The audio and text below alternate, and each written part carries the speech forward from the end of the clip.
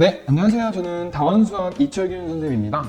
자, 이번 영상에서는 다른 영상이랑 또 다르죠. 제가 이번 영상을 촬영하게 된 이유는 저도 몰랐는데 이제 어머니들 사이에서 저의 수업이 되게 나만 알고 싶고 그런 수업으로 회자가 되고 있다고 해요. 이제 그래서 이 영상 상담실에서도 그렇고 어머니들께 저에 대해서 어떤지, 수업이 어떤지라고 여쭤봤을 때 저에 대해 궁금하신 점들을 많이 말씀을 해주시더라고요. 그래서 그 부분에 대한 답변을 드리고자 영상을 촬영하게 되었습니다. 그래서 이번에 제가 처음으로 받은 질문은 학부모님들께서 그런 말씀을 많이 하셨대요. 어머니들이 이제 저의 수업에 대해서 말씀을 하신 게 잘 챙겨준다, 이런 얘기가 많이 나왔다고 해요. 이제 그래서 잘 챙겨주는 게 어떤 부분에 대해서 잘 챙겨주는지 또 이런 점들이 궁금하신 것 같아서 제가 말씀을 드리려고 또 답변을 드리려고 영상을 촬영하게 됐습니다. 그럼 첫 번째 질문에 대해서 답변을 드리면요. 사실 잘 챙겨준다 라는 얘기보다는 저는 학생들을 잘 알고 있다 라는 표현이 맞다고 생각을 합니다.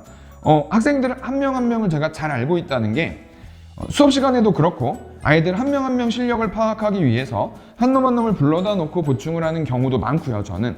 그리고 한 친구 한 친구 앞에다 놓고 어느 정도 하고 있는지를 하나하나 확인을 하다 보니까 이제 그러다 보니까 그 친구에 대해서 숙제도 조절해 줄 수 있게 되고, 실력에 맞게 뭐 너무 힘들다거나 너무 쉬워요 하면 뭐 프린트를 더 나간다거나 이런 경우처럼 숙제를 조절해 줄 수도 있게 되고, 또 가장 큰 몫을 하는 건 한 친구 한 친구 불러다 놓고 얘기를 하니까 이제 이 친구가 시간이 언제 되는지, 제가 보충을 잡아줄 때 어떤 시간에 올 수 있는지를 한 명 한 명 다 다르게 잡아줘요. 저는 보충을 그냥 가능한 시간에 맞춰주기 때문에 그런 점이 아마 부모님들이나 학생들에게 가장 잘 챙겨준다라는 표현으로 와닿은 부분이 아닐까라고 생각을 합니다.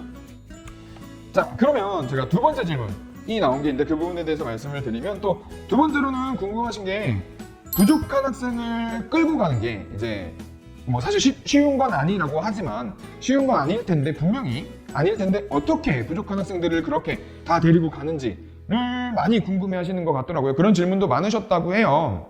이제 그래서 제가 부족한 학생들을 끌고 가는 방법에 대해서 설명을 드릴게요. 저는 사실 그렇게 생각해요. 부족한 학생들을 한 친구 한 친구 다 끌고 가는 건 물론 힘든 건 맞아요. 당연히 힘든 건 맞는 얘기인데요. 이 부족한 친구들한테 가장 중요한 거, 뭐 다른 거 다 거두절미하고 가장 중요한 건 저는 보충 시간이라고 생각을 합니다. 저를 많이 귀찮게 해야 하고요. 자꾸 보충 시간에 와서 모르는 거 질문해야 하고, 개념 설명이 부족하다면 이제 개념 설명도 들으러 와야 하고요.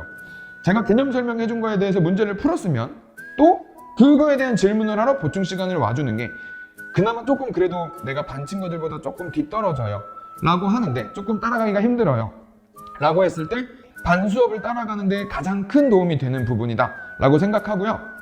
또 제가 그 부분을 잘합니다. 저는 학생들이랑 있는 걸 좋아하는 선생님이라서 아까 말씀드린 것처럼 한 친구 한 친구 불러다 놓고 이제 얼마나 하는지도 확인하고 이러다 보니까 이제 그 부분에 대해서 질문을 자주 받아주고 그 시간을 가장 활용을 잘하는 게 내가 조금 뒤처졌을 때 이 친구들을 확 따라갈 수 있는 그런 가장 효율적인 방법이다 라고 말씀을 드리고 싶고요. 그런 부분에 있어서 저는 되게 학생들 부르는 걸 즐기는 선생님이니 부담 갖지 말고 언제든지 저를 괴롭혀줬으면 좋겠다 라고 생각합니다. 자, 그 다음 세 번째 질문이에요. 세 번째 질문. 자, 그러면 학부모님께서 이게 궁금하시다고 하세요. 우리 아이는 공부할 의지가 없어요. 보충 부르는 거 다 좋은데 보충도 안 간다 하고 남겨도 도망갈라 하고 그런 경우가 있어요.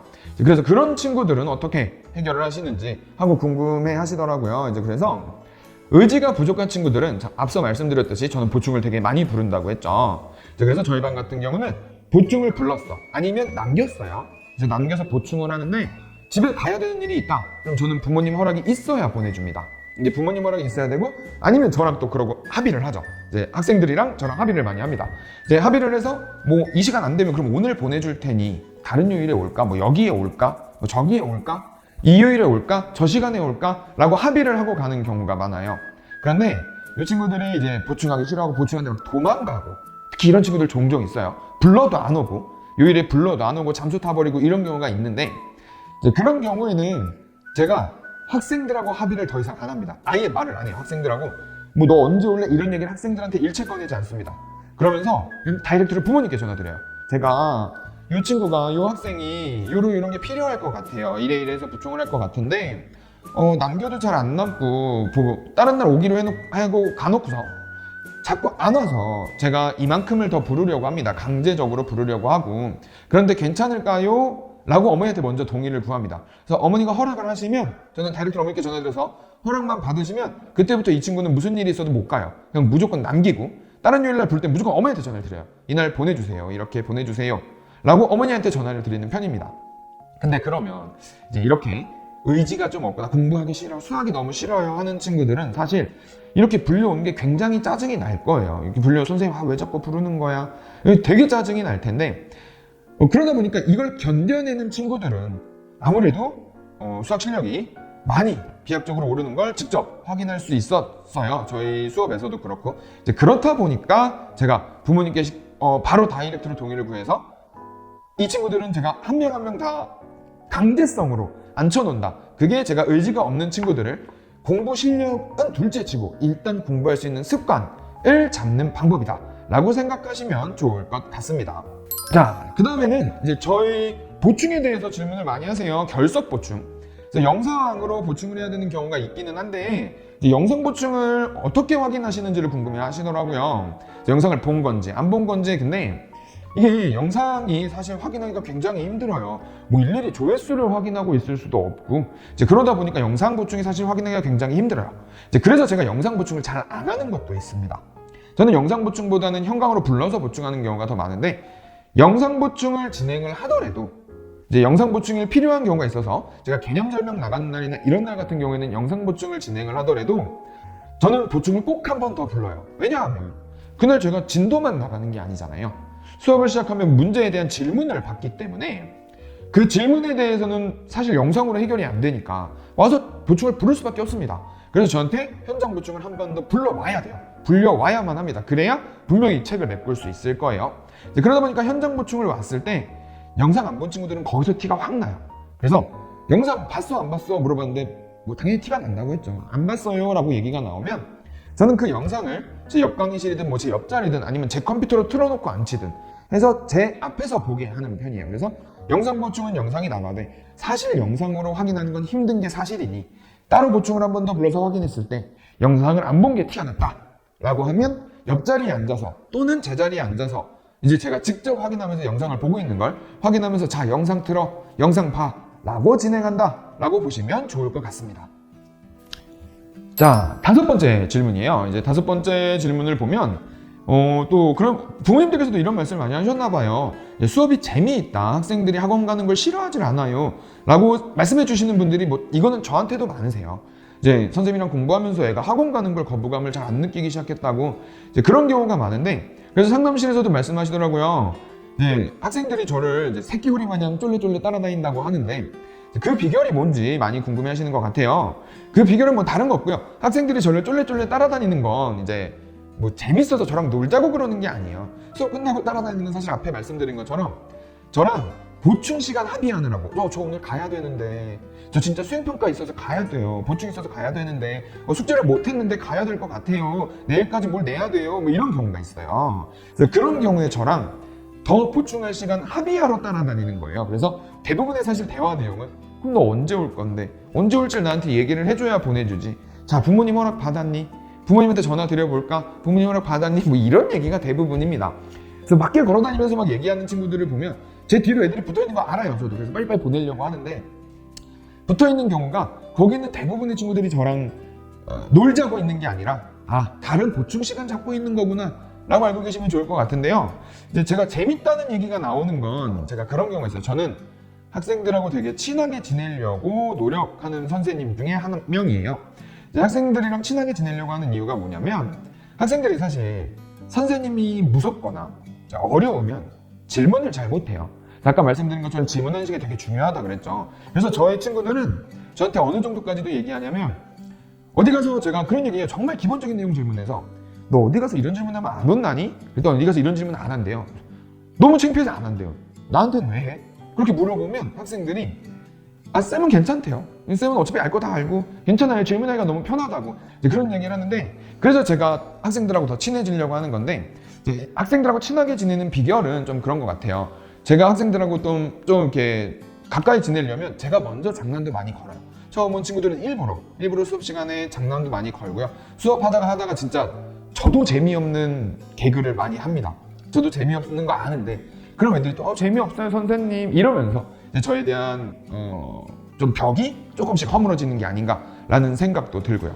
이제 그러다 보니까 학생들이 저를 어느 정도까지 생각을 하냐면 사실 부모님들한테 드리지 못하는 얘기도 저한테 하는 경우도 있고요. 그냥 같이 얘기하다 보면 뭐 학교에서 이랬어요. 오늘 친구가 저랬어요. 나 이래 진짜 속상했어요. 이거 오늘 완전 재밌었어요. 뭐 심지어 그런 얘기도 해요. 저 오늘 뭐 먹고 왔어요. 뭐 오늘 누구랑 사진 찍고 왔어요. 이런 얘기도 합니다. 그러면서 이제 저에 대해서 벽이 허물어지기 때문에 그런 부분에서 학생들이 수업에 대한 거부감이 훨씬 적은 게 아닌가라는 생각을 살짝 해보고 있습니다. 네. 그럼 이제 그 다음 질문, 6번째 질문을 제가 조금 말씀을 드려보면 어머니께서 설명회에서 저를 보신 분들이 이런 질문을 많이 하신대요. 선생님 되게 딱딱해 보이는데 수업 시간에 이렇게 재밌다는 내용이 맞는 거냐? 그래서 이 선생님이 너무 막 딱딱한 선생님인 건 걱정 안 해도 되는 거냐? 라는 질문을 많이 하시나 봐요. 네, 그 부분에 대해서는 정말 전혀 걱정하지 않으셔도 되는 게 사실 설명회 자리나 설명회 영상을 찍을 때는 지금도 그렇고요. 영상을 찍을 때는 학부모님들께 전달을 드리는 자리예요. 그러다 보니까 제가 긴장도 엄청 합니다. 사실 이 영상 찍는 동안도 긴장을 엄청 하고 있는데 이제 긴장을 엄청 하다 보니까 제가 전해드릴 말씀을 얼른 전해드리고 내려오는 편이에요. 뭐 그 시간에 농담을 하거나 그럴 시간이 없으니 이제 그러다 보니까 조금 더 딱딱하게 보신 것 같아요. 그리고 저는 그렇더라고요. 학부모님들이 계신데 귀한 시간 내주셨는데 제가 농담하면서 시간을 잡아먹기는 조금 죄송한 것도 있고 그래서 농담기를 싹 빼고 말씀을 드리기 때문에 거의 다 빼버리고 말씀을 드리기 때문에 사실 설명회나 이제 뭐 설명 영상에서 보신 제 모습은 카메라 앞에서의 제 모습이라고 생각하시면 돼요. 일부러 제가 더 장난기도 싹 빼고 저의 모습을 완전히 버린 거라서 수업할 때가 저의 본 모습, 즉 위에서 말씀드린 것처럼 재미있는 선생님이다. 영상과는 완전 반대되는 선생님이다 라고 생각하시는 게 아마 더 정확한 답변이 되지 않을까라고 생각합니다. 네, 다음 7번째 질문으로 넘어가 보면 저는 이 질문이 되게 중요한 것 같아요. 그래서 저희 반 수업을 들으면서 저희 반은 뭐 설명회에서도 항상 말씀드리지만 성적이 오른 친구들을 보면 다이나믹하게 오른 친구들도 있어요. 이제 그러다 보니까 성적이 오른 친구들에 대해서 궁금해하시는 경우가 많아요. 그래서 성적이 오른 친구들은 도대체 어떤 이유에서 올랐는지를 많이 궁금해 하시더라고요. 그래서 그 부분은 이게 되게 사실 예민한 얘기일 수 있을 거라는 생각이 들어요. 이게 어떻게 보면 또 거짓말처럼 되면 안 되니까. 이제 그러다 보니까 제가 학생들 얘기를 빌려서 그게 가장 솔직한 얘기라고 생각해서 학생들이 했던 얘기를 그대로 말씀드리려고 해요.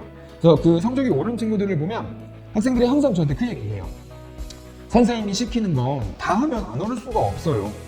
라고 얘기를 합니다. 오른 친구들은 다 그렇게 얘기했어요. 지금까지 다 그렇게 얘기했고 툴툴툴툴 되면서도 숙제 는 거 다 해왔고 이제 그러다 보니까 이게 무슨 얘기냐면 이제 저는 어떤 방향으로 공부를 시키냐면 학생들의 수학을 근본적으로 잘할 수 있게 공부를 시키려고 합니다. 그런 부분에서 흔히들 양측이라고 말씀을 하시죠. 근데 저는 그것도 싫어하지 않아요. 그래서 이제 어떻게 수업을 진행을 하냐면 이렇게 생각하시면 좋을 것 같아요. 제가 한 수업 나갈 때마다 한 7, 80문제 정도의 문제가 숙제로 나갑니다. 그러면 예를 들어 이제 2, 3일 정도의 텀이 있는데 7, 80문제면 사실 20문제에서 30문제 사이 정도의 문제를 하루에 해결을 해야 된단 말이에요. 그래서 저는 딱 학생들한테 얘기해요. 하루에 1시간 반씩만 꾸준히 해라. 근데 살짝만 생각을 해보시면 하루에 1시간 반씩 숙제를 해야 딱 메꿔올 수 있어요. 근데 사실 하루에 1시간 반 수학 공부해달라는 거 어려운 거 아니잖아요. 그것만 노력하면 됩니다. 근데 이게 한 번 밀리면 그 다음날 3시간을 해야 돼요. 그죠? 근데 이게 2번 밀렸어. 그럼 그 다음날 4시간 반을 수학에 쏟아야 합니다. 이건 점점 힘들어져요. 그래서 이 숙제가 한 번씩이라도 밀리는 학생들이 제 숙제를 되게 많이 힘들어합니다. 한 번이라도 밀리면. 근데 반대로 생각해보시면 하루에 1시간 반씩을 한 30문제씩 꾸준히 수학 공부를 해요. 꾸준히 시험 볼 때까지 계속. 그러면 사실 저는 그렇게 생각합니다. 이건 안 오르는 게 더 힘들지 않을까요? 라고 생각을 합니다. 그렇기 때문에 저희 반에서 성적이 오르는 친구들은 꾸준히 제가 시킨 내용을 전부 다 해서 수학을 근본적으로 잘했을 때 무슨 문제가 나와도 문제가 없어 라는 상황이 됐을 때 시험을 잘 본 거라고 생각을 해서 저희 반이 오른 비결은 아무래도 문제를 해결하는 양이나 많은 유형을 쳐다봤다, 연습량이 많았다 라는 걸 가장 큰 장점으로 뽑고요. 그걸 다 소화해준 학생들에게도 너무너무 고맙다 라는 말을 드리고 싶습니다. 네, 자 8번째 질문으로 넘어가 볼게요. 이제 그럼 저희 수업에 대해서 난이도가 어떻게 되는지 궁금해하시는 경우가 많으세요. 저희 아이들이 들어도 될 수준일까요? 라고. 근데 저희 반 같은 경우는 되게 독특한 반이에요. 저희 반은 1등급부터 6등급, 7등급까지 다 있어요. 정말 1, 2, 3, 4, 5, 6, 7등급이 다 있습니다. 다. 전부 다 있는데 이 친구들이 그러면 과연 한 반에서 갈 수가 있겠냐 라는 말씀을 하시는데 한 반에서 가고 있기 때문에 저는 이제 그렇기 때문에 저희 반 친구들이 지금도 계속 남아있는 거고 1등급부터 그 아래 친구들까지 전부 다 남아있는 거라고 생각을 해요.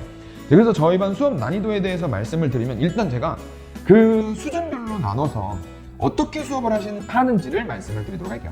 자, 이제 1, 2등급 친구들 같은 경우는 사실 굉장히 잘하는 친구들이죠. 근데 이제 1, 2등급 친구들 같은 경우는 물론 자료가 더 필요합니다. 그래서 제가 추가 자료도 막 나눠줘요. 그리고 사실 이 친구들에 대해서는 크게 말씀드릴 게 없어요. 1, 2등급 친구들은 본인들이 알아서 하니까 그 등급이 나오는 거예요. 이제 그러다 보니까 사실 보충도 부르면 1, 2등급 친구들은 어떻게 부르냐면 딱 되는 시간 얘기해. 너 언제 올래? 그렇게 해서 본인들이 다 풀어올 수 있는 시간을 저한테 정해서 학생들한테 먼저 권유를 합니다. 언제 와서 나한테 이거 다 질문할래?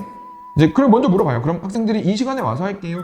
뭐 중간에 비는 시간에 와서 할게요. 그리고 잘하는 친구들이다 보니까 질문 끝내고 가는 게 되게 오랜 시간이 걸리지 않아요. 보충하는 친구들. 그래서 오히려 잘하는 친구들일수록 보충을 들어옵니다.